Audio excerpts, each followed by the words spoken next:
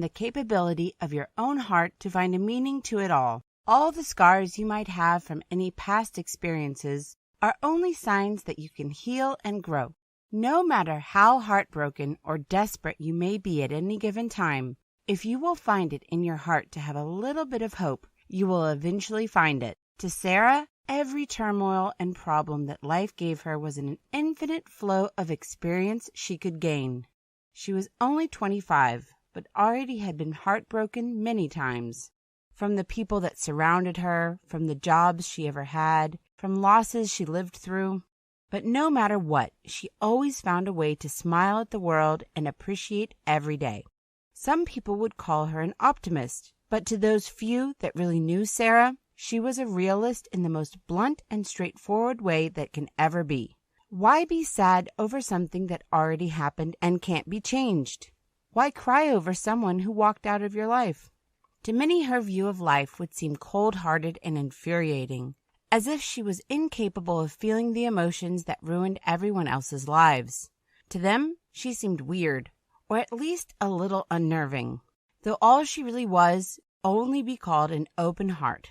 Sarah never closed herself to new acquaintances or friends she could meet in her life, so she was a very sweet and kind-hearted person. She could easily help a stranger or try to make a child smile for no reason. All because she felt there was too much sadness in the world and too many people forgot what it really meant to be alive and healthy, capable of seeing the beauty of everything around. One of her favorite spots to admire the world was a simple park bench that stood under a very old oak, which gave shade during summer, rained golden leaves in autumn, in winter it offered a great snowy view and a charming scent of blooming flowers when spring came. Whatever the weather may be, this place was always bringing a smile to Sarah's face. That day it was raining, and Sarah was still enjoying her evening stroll, finishing it on the very same spot, on the bench, where she could rest from the hard-working day in the office and clear her head before going home. This everyday habit helped her see the world for what it was, and not for the terrible things people wanted it to be.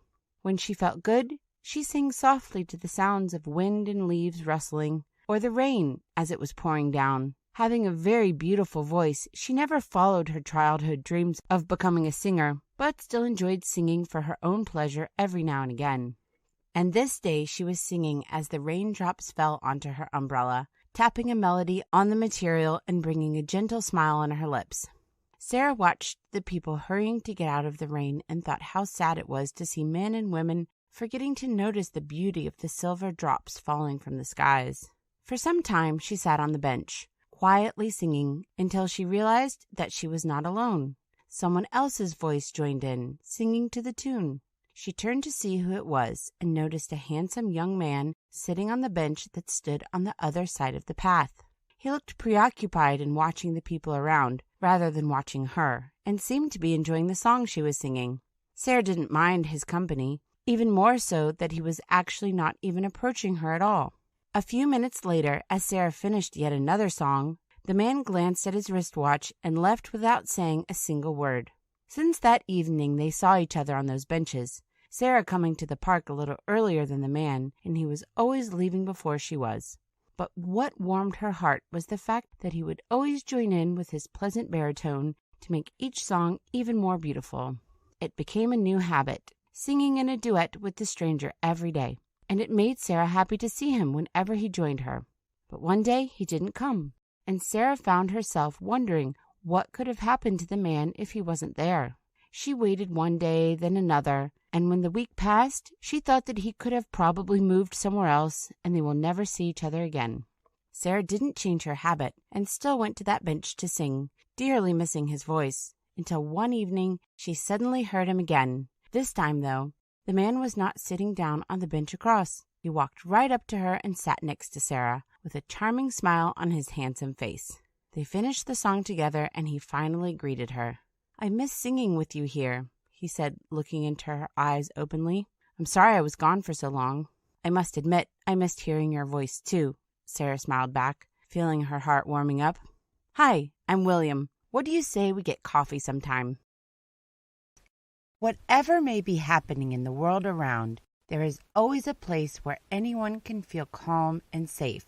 Many people forget all about it, cooped up in their offices and homes, weighed down by the stresses and troubles that surround them every day.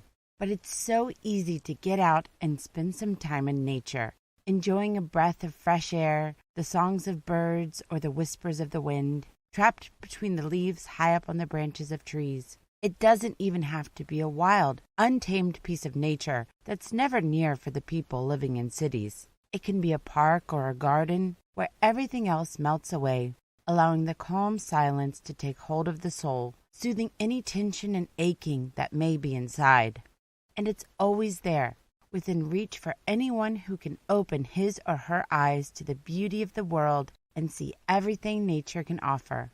All a person can do is open the mind to see the beauty and dancing that nature offers freely. Perhaps it's the only meditative thing that is accessible to anyone who really wants it, and it's absolutely free to watch the clouds floating by on the skies, the birds flying about their business and singing when they want. What stress can there be when you just sit and enjoy the freedom of nature and its magical, captivating dance throughout any season and any time of day or night? In summer, the dance is frivolous, invigorating, and filled with life. Butterflies, bugs, and birds fill the air, while all kinds of critters scatter on the ground, each joining into the chorus of voices of nature. In autumn, the dance is joined by the beautiful swirling of leaves falling down to cover the soil in a warm blanket, getting ready for the cold that will inevitably come and turn the ground and everything around white, frozen, and still. And when the snow begins to fall from the skies, the dance is continued in the billions of snowflakes that fall down, each different and unique, to form a thick cover, hiding everything under the shimmering layer of snow. How fleeting the seasons truly are, each changing in the never-ending circle of the year, offering each time a different view and emotion. And how unnoticed these seasons go by, shunned by the busy, blinded people who forget to stop and look around because of all the things that are on their mind.